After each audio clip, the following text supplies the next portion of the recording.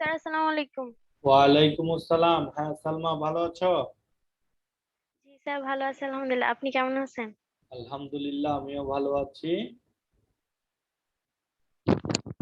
Sir একটা question ছিল।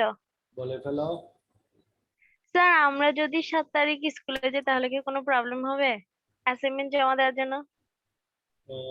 তোমাদেরকে 7 তারিখ তো তোমাদেরকে বলে নাই 7 তারিখ যাওয়ার জন্য বলছে? না স্যার, ফার্স্টে তো লকডাউন খুলে বলছিল 5 তারিখ না তো মানে আমাদের ক্লাসে একজন স্যারকে মেসেজ দিছিল, মানে আমাদের জিহাদ স্যারকে। তো উনি বলছিল যে 7 তারিখ যাইতে পারবে, কিন্তু এরপরে তো দেখা যাচ্ছে আবার 11 তারিখ পর্যন্ত দিচ্ছে। এই জন্য হ্যাঁ, বলতেছি 7 তারিখ গেলে কি প্রবলেম হবে? 7 তারিখ এখন এটা আবার ঘোষণা দিবে এবং এখনো জানায় নাই। ঠিক আছে, লকডাউনের মধ্যে কিভাবে আসবা তোমাদের? এই এখন তো মনে করো কঠোর বিধিনিষেধ আরোপ করেছে না, 11 তারিখ পর্যন্ত অপেক্ষা করতে হবে, এরপরে জানাবে date দিবে, ঠিক আছে? তারপরও দেখি এই বিষয়টা নিয়ে আমি কথা বলবো, এখনো আমি শিওরলি কিছু বলতে পারছি না। হেড স্যার বা স্ট্যান্ড স্যারের সাথে কথা বলে ওনারা কি বলে দেখি। যদি আসতে বলে আসবে, তবে 7 তারিখ না আসাটাই, না না আসার পক্ষেই থাকবে আমার মনে হয়। কারণ হচ্ছে যে 7 তারিখ অলরেডি ওরা আসবে, ওই যে যারা তোমাদের আগের এসএসসি আছে ওরা আসবে, তো তো একসাথে এত গ্যাদারিং না করাটাই উচিত হবে এই মুহূর্তে। আসলে কিন্তু আমাদের দেশের পরিস্থিতি আসলে খুব ভালো নেই। হ্যাঁ, কালকেও 200 প্লাস মারা গিয়েছে আমাদের চট্টগ্রামের সেকেন্ড মৃত্যুর দিক দিয়ে, বুঝতে পেরেছো? জি স্যার, তো সেই বুঝতে হিসাবে পেরেছি। আমাদেরকে অবশ্যই একটু পূর্বের চেয়ে আর একটু বেশি সচেতন হতে হবে এবং স্বাস্থ্যবিধির উপর জোর দিতে হবে। স্যার আমাদেরকে এক্সাম হবে? হ্যাঁ, তোমাদের সেকেন্ড টার্ম এক্সামের প্রস্তুতি চলছে। এর ভিতরে মনে হয় প্রশ্ন, এই তোমাদেরকে ওই যে উত্তরপত্র দিয়ে দেওয়া হবে, তোমরা ওই আগের মতো বাসায় পরীক্ষা দিয়ে খাতাগুলো জমা দিবে আর কি। স্যার কয় তারিখ থেকে শুরু হবে আপনি কি জানেন? এটা এখন তো সিলেবাস আছে না, তোমরা সিলেবাস পেয়েছিলা? আহ, স্যার ওই যে মানে বার্ষিক। আমাদেরকে প্রথম যে সিলেবাসটা দিছিল হ্যাঁ ওটা। হ্যাঁ হ্যাঁ হ্যাঁ হ্যাঁ। স্যার ওইটা আছে। ওইটা বের করো দেখি। আসসালামু আলাইকুম। ওয়ালাইকুম আসসালাম সামির ইয়াসির, কি অবস্থা, কেমন আছো? আবরার আসসালামু ইসা আলাইকুম। কর্ণব, প্রথমে প্রথমে একটা হাই ফাইভ। বাংলাদেশ কালকে জিতে গেছে, কে কে খুশি? হ্যাঁ, বাংলাদেশ কালকে অস্ট্রেলিয়াকে খুব ভালোভাবে কি করলো, হ্যাঁ প্রতিহত করলো, খুব খুশি। ওকে, দেখছো খেলা, দেখছো কে কে? আমার দেখার সুযোগ হয় নাই। কেন কেন দেখতে পারো না কেন? এই এরকম একটা ইন্টারেস্টিং ম্যাচ কেন দেখতে পারো নাই তুমি? আমি তো বিজি ছিলাম। কোথায় ছিল, কিসের বিজি, এত ব্যস্ততা কিসের তোমার? তুমি সবসময় তোমার বাসায় ফোন দিলেও তুমি বাইরে থাকো, এখানে যাও ওখানে না না, যাও। বাইরে না, বাইরে না। ওই যে হ্যাঁ, টিভি দেখার সময় পাই না, আমি আসলে এত টিভি টিভি দেখি কেন না আমি। কেন কি করছো ওই টাইমে, কি করছো তুমি? টিভি দেখার সময় পাও নাই কেন? ওই টাইমে হচ্ছে যে আমার একটা কাজিনের বার্থডে ছিল, আর হচ্ছে যে আমি ওর আর্ট করতেছিলাম, ওটা নিয়ে বিজি ছিলাম। তাই? কাজিনের হ্যাঁ, বার্থডের জন্য তুমি আর্ট করতেছো? তুমি আমাকে আমাকে একটা আর্ট করে দাও। এই যে হ্যাঁ, এটা এটা কি, কি আর্ট করছো? এটাই আঁকছি আমি। মানে এটা ওকে গিফট করবা জন্মদিনে? হ্যাঁ, আঁকছো না? এটা অরিজিনাল ছবি না? এটা আঁকছি যে আমি, অরিজিনাল ছবি না। এটা আঁকছো কে? তো খুব জি সুন্দর হয়েছে, দেখেছো সামির ইয়াসির? এটা শিওর তুমি স্যার, এঁকেছো? আমার বিশ্বাস হচ্ছে না। এটা আমি আঁকছি, এটা অরিজিনাল ছবি না তো। না, আমার বিশ্বাস হচ্ছে না, কি বলে, এটা একদম অরিজিনাল ছবির মতো হয়ে গেল। স্যার দেখেন স্যার। হ্যাঁ, তুমি আমার হ্যাঁ আমার একটা ছবি এঁকে দিও তাহলে। আমার একটা এঁকে দিতে পারবে? এটা পারবো। তাহলে বিশ্বাস করবো যে তুমি আঁকতে পারো। জি স্যার। ওকে সালমা, তুমি কি খুঁজে পেয়েছো? জি স্যার, দ্বিতীয় সাময়িক পরীক্ষা ওখানে লিখছে যে 16 আগস্ট থেকে 31 আগস্ট পর্যন্ত। 16 আগস্ট, এটা আগস্ট মাস চলতেছে, ঠিক আছে? জি স্যার। তাহলে 16 আগস্ট থেকে হওয়ার সম্ভাবনা আছে। হয়তো যদি কোনো কারণে, এমনি তো আমাদের ডেটগুলো চেঞ্জ হয় না, পরীক্ষাগুলো টাইমলি হয়, তারিখ অনুযায়ী হয়। হ্যাঁ, সেক্ষেত্রে 16 আগস্ট পরীক্ষা শুরু হবে, এটা আমরা ধরে নিতে পারি। ঠিক আছে? জি স্যার। 16 আগস্ট থেকে তোমাদের দ্বিতীয় সাময়িক পরীক্ষা শুরু হচ্ছে। জি। এই এখানে কিন্তু পূর্ববর্তী পরীক্ষাগুলোতে কিন্তু টাইম পরিবর্তন হওয়ার কোনো ধরনের এই প্রমাণ পাই না আমরা, তাই সেই হিসাব থেকে আমরা বলতে পারি।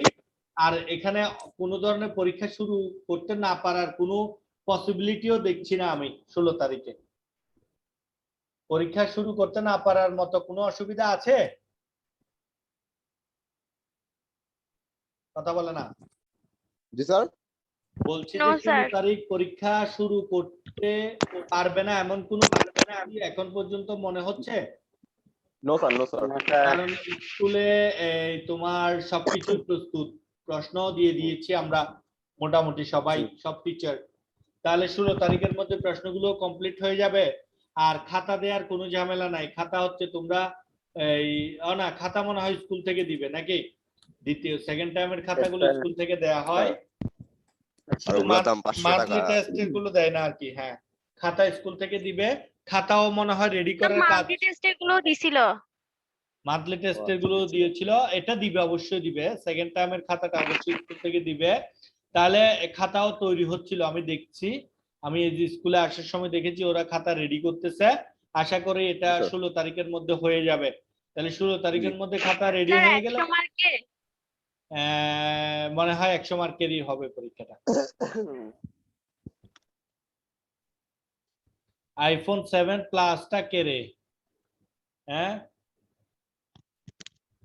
IPhone 7 plus. IPhone 7 plus.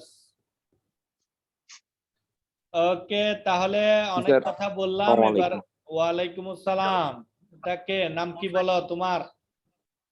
আনাফুল আলিফ স্যার। আলিফ। আমি নামটা আইফোন 7 প্লাস, নামটা কি অবস্থা, কেমন আছো? জি স্যার ভালোই। তাই? নামটা সেট করায়নি তো। বুঝিনি। আমার নামটা সেট করায়নি, করে নিব নাম সেট পরে। করে দিবা। আইফোন আলিফ আইফোন প্লাস দাও। আচ্ছা দিচ্ছি স্যার। ওকে, তাহলে আমরা একটু দেখি কোন কোন অধ্যায় আছে আমাদের পরীক্ষার জন্য। ঠিক আছে?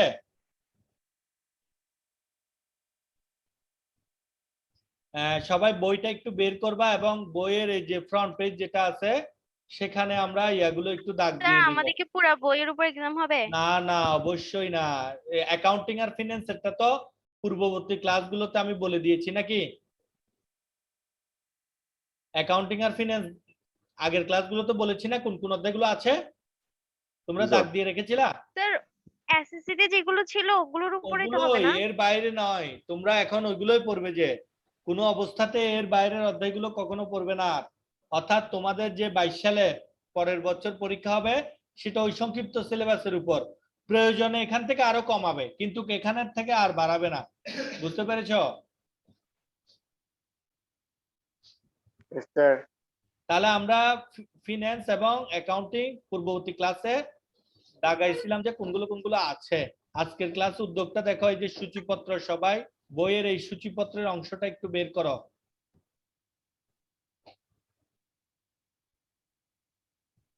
করেছো?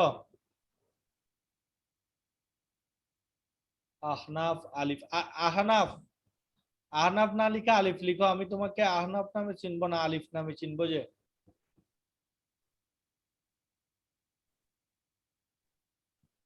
তাহলে দেখো প্রথম অধ্যায় আছে, প্রথম অধ্যায় আছে, বুঝতে পেরেছো কিনা? ওই শুনতে পাচ্ছ? Yes, sir. প্রথম অধ্যায় দাগ দাও সবাই, বইয়ের প্রথম অধ্যায় দাগ দাও।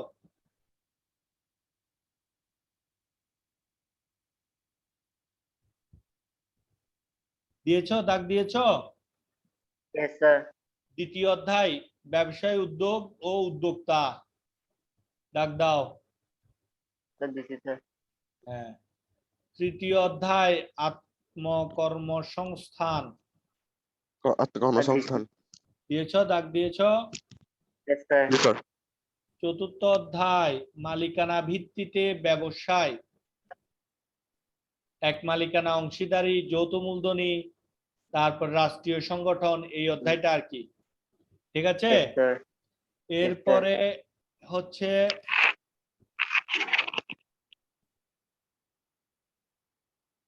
পঞ্চম অধ্যায়, ব্যবসায়ের আইনগত দিক। দাগ দিয়েছো? Yes, sir. অর্থাৎ ব্যবসা শুরু করার জন্য যে যে ডকুমেন্ট গুলো বা যে দলিল পত্রগুলো রাখতে হয়, যেমন লাইসেন্স, ট্রেডমার্ক, তারপরে হচ্ছে ব্যবসায়ের রেজিস্ট্রেশন, প্যাটেন্ট, এই জিনিসগুলো, ফ্রাঞ্চাইজিং ব্যবসায় ওই অধ্যায়টা। ঠিক আছে? এরপরে হচ্ছে নবম অধ্যায়, অষ্টম অধ্যায়, ব্যবসায় প্রতিষ্ঠানের ব্যবস্থাপনা। অষ্টম অধ্যায় কি? ব্যবসা প্রতিষ্ঠানের ব্যবস্থাপনা। কিভাবে তুমি একটি ব্যবসা প্রতিষ্ঠান পরিচালনা করবে, ব্যবস্থাপনা করবে, কাজগুলো সম্পাদিত করবে, কর্মীদেরকে কিভাবে ম্যানেজ করবে, তারপরে হচ্ছে কিভাবে পণ্য পরিচালনা করবে, পণ্য ক্রয় করবে, বিক্রয় করবে, এই সব বিষয়গুলোকে বলা হয় ব্যবসা প্রতিষ্ঠানের ব্যবস্থাপনা, অষ্টম অধ্যায়। এরপরে হচ্ছে নবম অধ্যায়,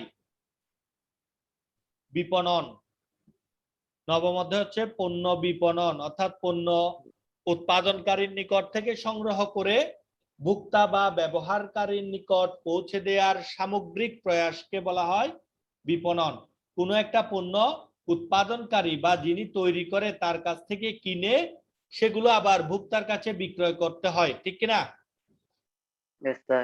কিন্তু কে ক্রয় এবং বিক্রয়ের মাঝখানে অনেকগুলো কাজ করতে হয়। যেমন কি কি কাজ করতে হয় বলো তো দেখি?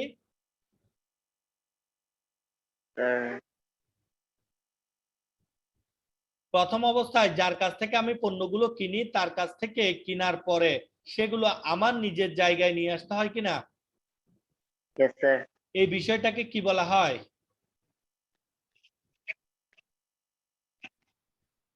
পরিবহন। ঠিক আছে? এরপরে Yes, sir. আমরা কি কেনার সময় একসাথে বেশি পণ্য কিনি না অল্প পণ্য কিনি? অ্যাজ এ ব্যবসায়ী, একজন ব্যবসায়ী হিসেবে আমরা কি কেনার সময় অধিক পরিমাণে পণ্য কিনি না অল্প পরিমাণে পণ্য কিনি? স্যার অধিক পরিমাণে। তাইলে কিন্তু বিক্রি করার সময় কি অধিক পরিমাণে বিক্রি করি না অল্প অল্প করে বিক্রি করি?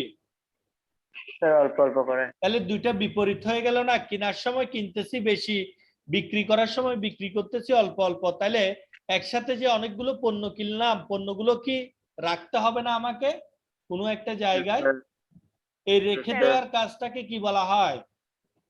গুদামজাতকরণ। গুদামজাতকরণ। গুড। এই যে একসাথে অনেকগুলো পণ্য কিনি, তাহলে আমার প্রথম অবস্থায় একসাথে অনেকগুলো টাকা চলে যায় না? Yes, sir. ঠিক তো? আমি যদি একসাথে অনেকগুলো পণ্য কিনি, ধরো আমার একটা বোরকার দোকান আছে, মেয়েদের বোরকা, তাহলে একসাথে আমাকে মিনিমাম 100-200 পিস বোরকা কিনে আনতে হবে না বিক্রয়ের জন্য? Yes, sir.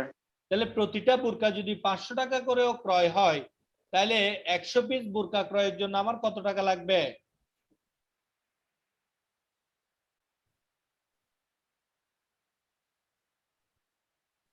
ক্যালকুলেটর আছে? 100 পিস বোরকা ক্রয়ের জন্য আমার কত টাকা প্রয়োজন হবে?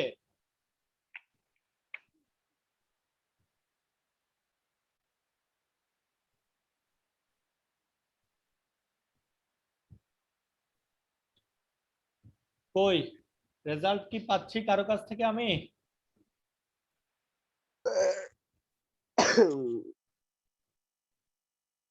কই কেউ কি আমাকে সাহায্য করতেছ?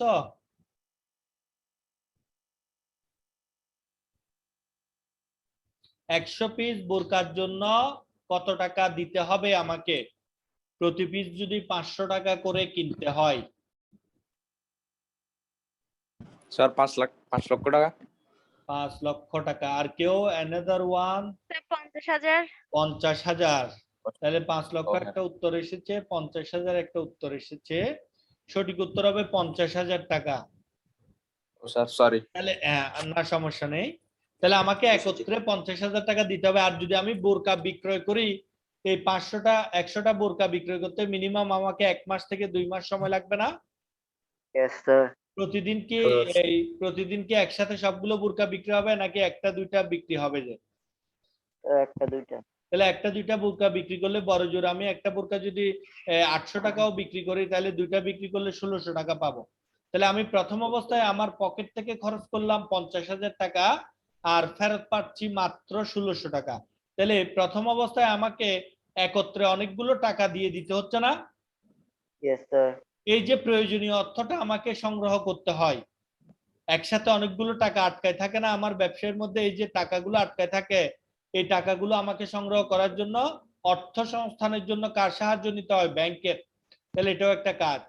এরকম বিভিন্ন ক্ষেত্রে আমাদের অনেক সহায়তার প্রয়োজন হয়, এই সহায়তাগুলোকে বলা হয় বিপণনের কাজ। বিপণন চ্যাপ্টারটা আমরা আগেও পড়েছি, এটা ইজি আছে, তোমরা পারবে। তাহলে এরপরে আসো, পরে আরেকটা অধ্যায় হচ্ছে ব্যবসায়ের নৈতিকতা ও সামাজিক দায়িত্ব। ব্যবসায়ের নৈতিকতা এবং সামাজিক দায়িত্ব, এই কয়টা অধ্যায় হলো এখন গুণত? 1 2 3 4 5 6 7 8। দাগ দিয়েছো সবাই? বইয়ের মধ্যে দাগ দিয়েছো? Yes sir. জি স্যার। অর্থাৎ তোমাদের স্যার অধ্যায় 11 কি আমরা পড়ছি? অধ্যায় 11 ব্যবসায়ের নৈতিকতা ও সামাজিক দায়িত্ব তোমরা 9-এ পড়ে থাকলে থাকতে পারো, দশম শ্রেণীতে পড়া হয়নি মনে হয় এখনো অবধি। আচ্ছা, না হলে এটা আমরা আবার করব আর কি। যেমন আমার আমার হিসাব অনুযায়ী পঞ্চম অধ্যায় এবং একাদশ অধ্যায় পুনরায় আবার রিভিশন করতে হবে, ঠিক আছে? Yes sir. জি স্যার। তারপরও তোমাদের ব্যবসায়ের আইনগত দিক সম্পর্কে মোটামুটি কিছুটা ধারণা আছে, যেহেতু এটা ক্লাস 9-এ পড়েছো। একাদশ অধ্যায় ব্যবসায়ের নৈতিকতা সামাজিক দায়িত্ব সম্পর্কে আসলে খুব একটা ধারণা নেই মনে হচ্ছে, তাহলে আমরা ওটাই শুরু করব আর কি আগে, ঠিক আছে? Yes sir.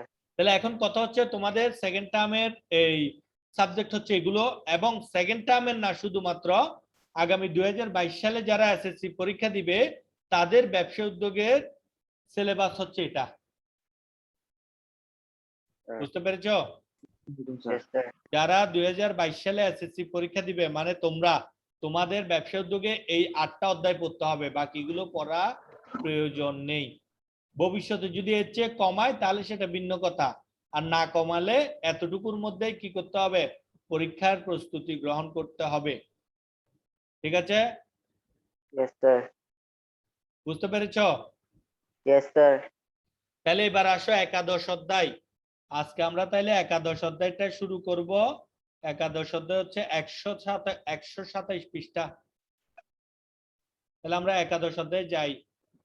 127 পৃষ্ঠা।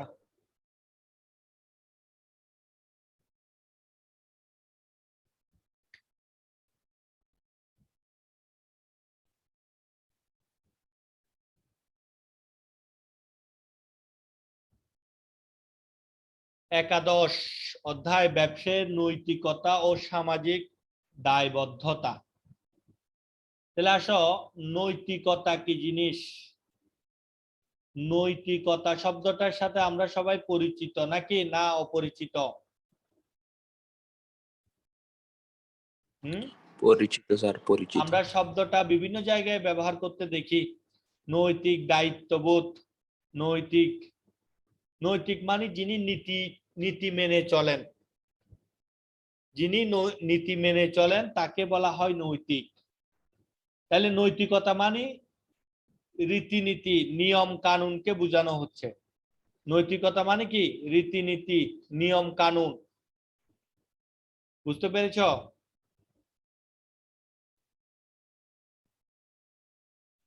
ওই বুঝতে পেরেছো কিনা? Yes sir. যেমন ধরো নৈতিকতার যদি একটা উদাহরণ দেই,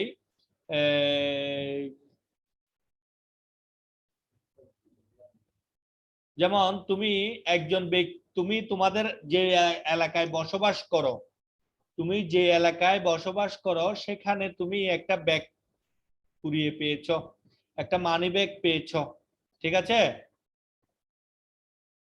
তুমি সেই মানি ব্যাগটা কুড়িয়ে নিয়ে সেটা দেখলা ভিতরে 50,000 টাকা আছে। কত টাকা আছে? 50,000। 50,000 টাকা আছে। এখন তুমি কি টাকাগুলো তোমার নিজের কাছে রেখে দিবে, নাকি মানিব্যাগটা যার সেই ব্যক্তিকে খোঁজার চেষ্টা করবে? নিজের কাছে রেখে দিব। আমাদের সমাজে আমরা দুই ধরনের লোক দেখতে পাই। একটা হচ্ছে যারা এরকম কোনো কিছু পেলে নিজের কাছে রেখে দেয়, হ্যাঁ। আবার আরেক ধরনের লোক আছে যারা এরকম কোনো কিছু পেলে প্রকৃত মালিককে খুঁজে বের করে তাকে তার জিনিসটি ফেরত দেওয়ার চেষ্টা করে। জি স্যার। ঠিক আছে, এই দুই ধরনের লোকই আমাদের সমাজে আমরা দেখতে পাই। কেউ কেউ আছে খুঁজে পাওয়া জিনিসটা সে নিজের কাছে রেখে দেয় এবং সে নিজে ওটা ব্যবহার করে, ভোগ করে। আবার অনেকেই আছে এরকম খুঁজে পাওয়া জিনিসগুলো তারা নিজের কাছে না রেখে যে ব্যক্তি প্রকৃত মালিক তাকে খুঁজে বের করে সেটা তার কাছে দিয়ে দেয়। ঠিক আছে কিনা? জি স্যার। দুই ধরনের লোকে আছে। যে ব্যক্তি এরকম জিনিসগুলো খুঁজে পাওয়ার পরে ফেরত দেয় তাকে বলি আমরা নৈতিকতা সম্পন্ন ব্যক্তি, নৈতিক বোধ সম্পন্ন ব্যক্তি। ঠিক কিনা?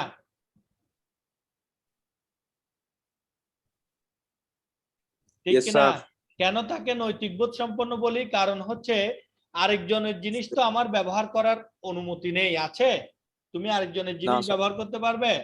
অন্যের কোনো না, সম্পদ কি তুমি ব্যবহার করাটা কি উচিত হবে না অনুচিত হবে?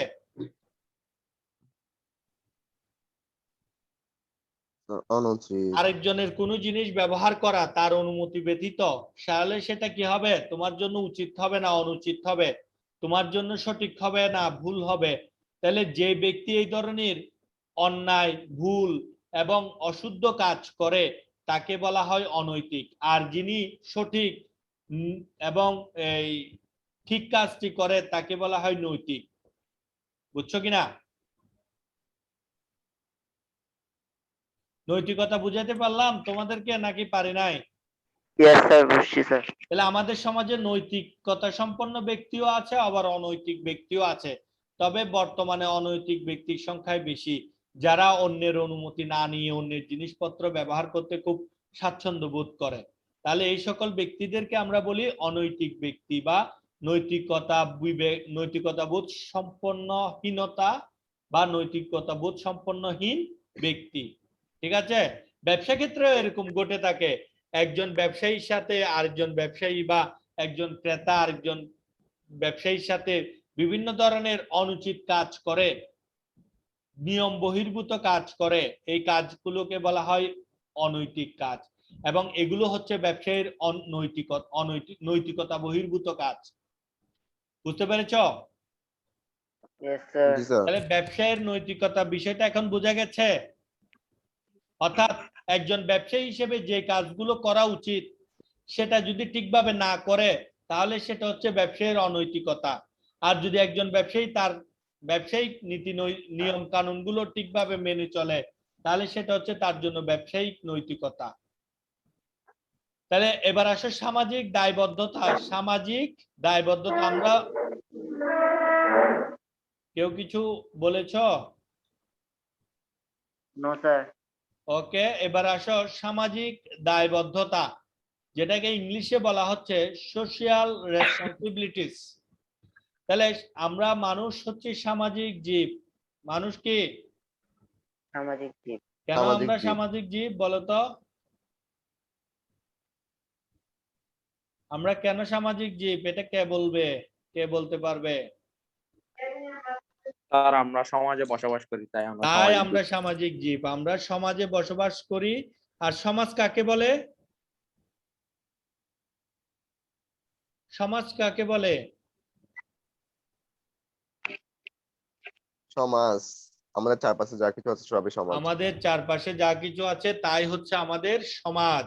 সমাজ। আমাদের চারপাশের গাছপালা, নদী নালা, পাহাড় পর্বত, মানুষ, মসজিদ মন্দির, পশু পাখি প্রাণী যা কিছু আছে তা সবই হচ্ছে আমাদের সমাজ। এই সমাজটা যদি ঠিক না থাকে তাহলে আমরা সুস্থভাবে বেঁচে থাকতে পারবো না। ঠিক কিনা? Yes, জি sir. স্যার। এই যে এখন আমাদের সমাজ সুস্থ নয়, ভালো নয়, তাহলে আমরা কি স্বাভাবিকভাবে বেঁচে থাকতে পারছি? আমাদের বাসায় করোনা নেই, কিন্তু তাই করোনা নেই বলে কি আমরা ভালোভাবে আগের মতো ফ্রিলি ঘোরাফেরা চলাফেরা করতে পারছি? No sir. অর্থাৎ আমাদের সামাজিক পরিবেশটা ঠিক নেই, কিন্তু আমরা ঠিক আছি। আমরা অনেকের পরিবার আছে যাদের করোনা হয়নি, কিন্তু তাই বলে কি তারা ভালো আছে? No sir. কারণ হচ্ছে সামাজিক পরিবেশটা যখন টোটালি ড্যামেজ হয়, এটা সবার ক্ষেত্রে এফেক্ট পড়ে। তাই আমাদের উচিত সামাজিক কিছু মঙ্গলজনক বা সমাজের জন্য কল্যাণকর কিছু কাজ করা, সেটাকেই মূলত সামাজিক দায়বদ্ধতা বলে। সমাজের জন্য মঙ্গলজনক বা কল্যাণকর কিছু কাজ করাকেই সামাজিক দায়বদ্ধতা বলে, এবং একজন ব্যক্তি হিসেবে সামাজিক দায়বদ্ধতার বিষয়টি মেনে চলা সবার উচিত। আর ব্যবসায়িক ক্ষেত্রেও সামাজিক দায়বদ্ধতা রয়েছে। একজন ব্যবসায়ী তো অবশ্যই সমাজের একজন ব্যক্তি, নাগরিক, ঠিক কিনা? Yes sir. এবং সে একজন সচেতন নাগরিক সমাজের। তাই সমাজের অসহায় দুস্থ মানুষদের জন্য তার বিভিন্ন ধরনের দায় দায়িত্ব থাকে। সমাজের বিভিন্ন অসুবিধাগুলো সংশোধন বা ঠিক করার জন্য ব্যবসায়ীদেরকে কি কিছু দায়বদ্ধতা বা দায়িত্ব মেনে চলতে হয়। ঠিক আছে? এটাই হচ্ছে ইয়েস স্যার। একজন ব্যবসায়ীর সামাজিক দায়বদ্ধতা। মূলত এই অধ্যায়ে আমরা ব্যবসায়ের নৈতিকতা এবং সামাজিক দায়বদ্ধতার বিষয়টি জানবো। এখন আসো, নিচে একটা আমরা চিত্র দেখতে পাচ্ছি, ঠিক কিনা? ইয়েস জি স্যার। স্যার। নিচে একটা চিত্র দেখা যাচ্ছে। প্রাথমিক অবস্থায় চিত্রটার নিচে লেখা আছে পরিবেশ দূষণ, ঠিক আছে? Yes sir. তাহলে পরিবেশ দূষণ বলতে এখানে বিভিন্ন ধরনের ময়লা আবর্জনা ফেলে একটা জায়গাকে কি খুবই নোংরা অবস্থায় সৃষ্টি করে ফেলেছে, যেখানে বিভিন্ন ওই যে শুয়োর, এগুলো কিসের ছবি? শুকর, শুকর, শুকর চিনো? নাম শুনেছো? Yes sir. শুয়োর শব্দটা তো আমরা সবাই শুনে অভ্যস্ত। এটা আসলে প্রকৃত অর্থ বলা হয় শুকর, ঠিক আছে? এটা এক ধরনের ইয়েস স্যার। তোমার প্রাণী, ইতর শ্রেণীর প্রাণী। অর্থাৎ এরা ময়লা আবর্জনার মধ্যেই থাকে, এবং ময়লা আবর্জনা থেকে এরা নিজেদের খাবার খেয়ে বেঁচে থাকে, ঠিক আছে? Yes sir. যদিও ব্যবসায়ের প্রধান উদ্দেশ্য মুনাফা অর্জন, তবু ব্যবসা প্রতিষ্ঠানকে নৈতিকতা ও সামাজিক দায়বদ্ধতার বিষয়টি মেনে চলতে হয়। একজন ব্যবসায়ীকে তার উদ্দেশ্য অর্জনের স্বার্থে বা উদ্দেশ্য অর্জনের লক্ষ্যে তাকে অবশ্যই নৈতিকতা এবং সামাজিক দায়বদ্ধতা মেনে চলতে হয়। সমাজ ও ব্যবসার সম্প্রসারণের সদস্য হিসেবে, সমাজ ও ব্যবসায় সম্প্রদায়ের সদস্য হিসেবে ব্যবসায়ী ও ব্যবসায় উদ্যোক্তাকে সামাজিক মূল্যবোধ ও নৈতিকতা এবং ইতিবাচক দৃষ্টিভঙ্গি লালন ও পালন করতে হয়। এই অধ্যায়ে আমরা ব্যবসায়িক নৈতিকতা ও সামাজিক দায়বদ্ধতার বিভিন্ন দিক সম্পর্কে জানতে পারবো। অর্থাৎ নৈতিকতা এবং সামাজিক দায়বদ্ধতাগুলো কি কি, একজন ব্যবসায়ীর জন্য কোন জিনিসটা মেনে চলা উচিত, কোন জিনিসটা মেনে চলা উচিত নয়, এই বিষয়গুলো জানবো, ঠিক আছে? জি স্যার। তাহলে দেখো কি কি জানতে পারবো এই অধ্যায় পাঠ শেষে। আমরা ব্যবসায়ের মূল্যবোধ ও নৈতিকতার ধারণা ও গুরুত্ব সম্পর্কে জানতে পারবো। অর্থাৎ নৈতিকতা কি, মূল্যবোধ কি, এগুলো সম্পর্কে জানবো, এবং কেন এগুলো দরকার, ব্যবসায়িক জীবনে কেন এই জিনিসগুলো বেশি দরকার সেটা জানতে পারবো। ব্যবসায়িক সামাজিক দায়বদ্ধতার ধারণা ব্যাখ্যা করতে পারবো।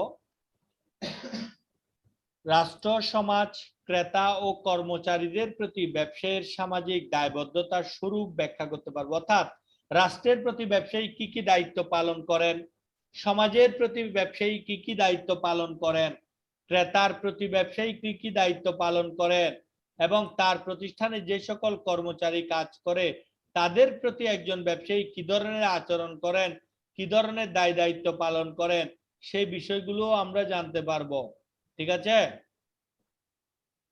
এরপরে হচ্ছে ব্যবসায়িক কারণে পরিবেশ দূষণ, পানি দূষণ, শব্দ দূষণ ও ভূমি দূষণের বৈশিষ্ট্য এবং প্রভাব বিশ্লেষণ করতে পারবো। কিছুদিন আগে আমাদের এই পবিত্র ঈদুল আজহা উদযাপিত হয়ে গেল, ঠিক কিনা? কিছুদিন আগে আমরা পবিত্র ঈদুল আজহা উদযাপন করলাম তো, নাকি করি নাই? জি কথা স্যার। বলে না। ঈদুল আজহা জি স্যার, করছি। উদযাপন করার ক্ষেত্রে আমরা সবাই পশু কুরবানি দিয়েছি, এবং বিভিন্ন জায়গায় ব্যবসায়ীরা এই পশু বিক্রয়ের বাজার স্থাপন করেছে অস্থায়ীভাবে, করেছে Yes, কিনা? sir. Yes, হ্যাঁ? জি sir. স্যার। অনেক জায়গায় তোমাদের এলাকায় তোমরা খেয়াল করলে দেখবে আশেপাশে পশুর বাজার বা পশুর হাট বসেছে। বাজার তো Yes, শেষ sir. হয়ে গিয়েছে, নির্দিষ্ট সময়ে কোরবানির আগের দিন বাজার সমাপ্তি ঘটেছে, কিন্তু একজন ব্যবসায়ী হিসেবে যে ব্যবসায় স্থাপন করেছে সেখানে যে ময়লা এবং আবর্জনা সৃষ্টি হয়েছে সেগুলো কি ওই ব্যবসায়ী পরিষ্কার করেছিল নাকি ওগুলো এই দীর্ঘদিন যাবত ওইখানে খোলা পরিবেশে ছিল? স্যার ওখানে খোলা পরিবেশে ছিল পরিষ্কার স্যার। করেছিল তাহলে স্যার। একজন ব্যবসায়ীর কি এই কাজ করাটা উচিত হয়েছে? তিনি মুনাফা অর্জন না, স্যার। করেছেন কিন্তু সমাজের পরিবেশকে দূষণ করেছেন পাশাপাশি। তাহলে একজন Yes, ব্যবসায়ী sir. হিসেবে এই কাজ করাটা তার জন্য অনৈতিক হয়েছে, নৈতিকতা বিবর্জিত হয়েছে। ঠিক আছে, তার উচিত ছিল তিনি বাজার স্থাপন করার মাধ্যমে যে মুনাফা অর্জন করেছেন সেই মুনাফার একটি অংশ দ্বারা ওই স্থানটি পরিষ্কার পরিচ্ছন্ন করে দেয়া। অধিকাংশ Yes, sir. ব্যবসায়ী কিন্তু এই কাজটি করেনি, ঠিক কিনা? তো Yes, এটা sir. সমস্যা হয়েছে কাদের? ওই এলাকায় যারা বসবাস করে তাদের যাতায়াতের সমস্যা হয়েছে, তাদের চলাফেরার ক্ষেত্রে সমস্যা হয়েছে, ঠিক কিনা? Yes, sir. তাহলে এই জন্য একজন ব্যবসায়ীর নৈতিকতাগুলো মেনে চলা উচিত।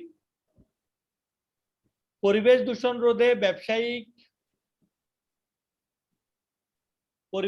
রোধে ব্যবসায়িক দায়বদ্ধতাগুলো চিহ্নিত করতে পারবো। অর্থাৎ পরিবেশ দূষণের জন্য এই যে যেমন একজন ব্যবসায়ী যদি তার এই দায়বদ্ধতাটা এই নৈতিকতাটা মেনে চলতো তাহলে সমাজের সব লোকের আর চলাচলের সমস্যা হতো না, পরিবেশ দূষিত হতো না, হতো? No, sir. তাহলে এই জিনিসগুলো আমাদেরকে চিহ্নিত করতে হবে, চিহ্নিত করে এর ব্যাপারে পদক্ষেপ নিতে হবে। যেমন পরবর্তী বছর যদি সমাজের যারা সভাপতি বা নেতৃস্থানীয় লোক আছে তারা যারা বাজার ব্যবস্থা করবে, যারা বাজার বসাবে, তাদেরকে যদি দায়বদ্ধতার আওতায় আনে যে আপনি অবশ্যই বাজার স্থাপন করবেন এবং পাশাপাশি সেই বাজার শেষ হওয়ার পর সেগুলো পরিষ্কার পরিচ্ছন্ন করে দিবেন, ঠিক আছে? এভাবে যদি দায়বদ্ধতার আওতায় আনে তাহলে পরিবেশ আর দূষিত হবে না, ঠিক আছে? Yes, sir. এরপর হচ্ছে বিভিন্ন ব্যবসা প্রতিষ্ঠানের সামাজিক দায়বদ্ধতামূলক উন্নয়ন কর্মকাণ্ডের বর্ণনা করতে পারবো। যারা বিভিন্ন ব্যবসায়ী আছে তারা সমাজের বিভিন্ন দায়বদ্ধতামূলক কাজ করে। যেমন এখন আমরা যদি এস আলম গ্রুপের একটা উদাহরণ দিতে চাই তাহলে পটিয়া এবং এই পটিয়া অঞ্চলের মানুষদের চাকরির জন্য তিনি কি করছেন, তার প্রতিষ্ঠানে কি যারা বেকার যুবক আছে তাদেরকে চাকরি দিচ্ছে। এক্ষেত্রে ওই বেকার যুবকদের ফ্যামিলি গুলো আর্থিকভাবে স্বাবলম্বী হচ্ছে, অর্থাৎ তিনি তার সমাজের যে লোকজন আছে তাদের কর্মসংস্থানের জন্য কাজ করছে, ঠিক আছে? Yes, sir. একইভাবে বিভিন্ন যেমন আমাদের মসজিদগুলোতে যদি আমরা দেখি আমাদের বিভিন্ন ব্যবসায়ীরা মসজিদে বিভিন্ন ধরনের এসি, তারপর হচ্ছে টাইলস, বিভিন্ন ধরনের উন্নয়নমূলক কর্মকাণ্ডে এগিয়ে আসে যাতে সমাজের মানুষের উপকার হয়, Yes, sir. ঠিক আছে? তাহলে আমরা Yes, sir. মোটামুটি এই অধ্যায়টা পুরো অধ্যায় সম্পর্কে একটু ধারণা অর্জন করলাম। আগামীকাল আমরা Yes. স্পেসিফিক এই পড়া শুরু করব ব্যবসায়িক মূল্যবোধ ও নৈতিকতার ধারণা, ঠিক আছে? Yes, এ পর্যন্ত yes, sir. আজকে তাহলে এখানেই থাকবে। এতটুক পর্যন্ত কারো কোনো প্রশ্ন বা জিজ্ঞাসা করার থাকলে বলতে পারো। No, sir. No sir. হ্যাঁ, সবাই বুঝতে পেরেছো? ব্যবসায়িক নৈতিকতা এবং সামাজিক দায়বদ্ধতা মোটামুটি তো বোঝা গেছে। Yes, sir. হ্যাঁ, এটা খুব সহজ একটা অধ্যায়, অন্যান্য অধ্যায়গুলোর তুলনায় এটা আসলে অনেকটা ইজি। একটু বুঝলেই তুমি এটা briefly লিখতে পারবা। ওই অন্যান্য অধ্যায়ের মতো হুবহু মুখস্থ লিখতে হবে না, তুমি মূল বিষয়টা বুঝতে পারলে তোমার আশেপাশের পরিবেশেই দেখবে যে উদাহরণগুলো লুকিয়ে আছে। এই যে সামাজিক দায়বদ্ধতার উদাহরণ দেখবে যে তোমার আশেপাশে তুমি খেয়াল করলে দেখতে পারবে ব্যবসায়ীরা কি কি সামাজিক দায়বদ্ধতা পালন করে। নৈতিকতা আর অনৈতিকতার উদাহরণ তুমি যদি তোমার এলাকায় তুমি দেখো তাহলে দেখবে যে কোন ব্যবসায়ী নৈতিকভাবে ব্যবসা পরিচালনা করছে আর কোন ব্যবসায়ী নৈতিকতা মানতেছে না, এই বিষয়টা তুমি খুব সহজেই কি করতে পারবে, ফাইন্ড আউট করতে পারবে। বুঝতে পেরেছো? অর্থাৎ এগুলো Yes, আমাদের sir. আশেপাশেই রয়েছে, এই নৈতিকতা অনৈতিকতা এই বিষয়গুলো আমাদের আশেপাশেই রয়েছে, আমরা একটু করে দেখলেই কি করতে পারবো, অনুধাবন করতে পারবো। আমাদের আশেপাশের ব্যবসায়ীদের বৈশিষ্ট্যগুলো যদি আমরা পর্যালোচনা করি, তাহলে আমরা খুব সহজেই ব্যবসায়ী নৈতিকতা অনৈতিকতার ধারণা এবং উদাহরণ সুস্পষ্টভাবে ব্যাখ্যা করতে পারবো। ঠিক আছে, তাহলে সে Yes, পর্যন্ত sir. ভালো থাকবে, সুস্থ থাকবে, নিরাপদ থাকবে। কারো কোনো প্রশ্ন Sir, থাকলে Assalamu alaikum. বলতে পারো। ওয়ালাইকুম আসসালাম। স্যার আসসালামু আলাইকুম। স্যার আসসালামু আলাইকুম। ওয়ালাইকুম আসসালামু আলাইকুম। আসসালাম। Assalamu alaikum.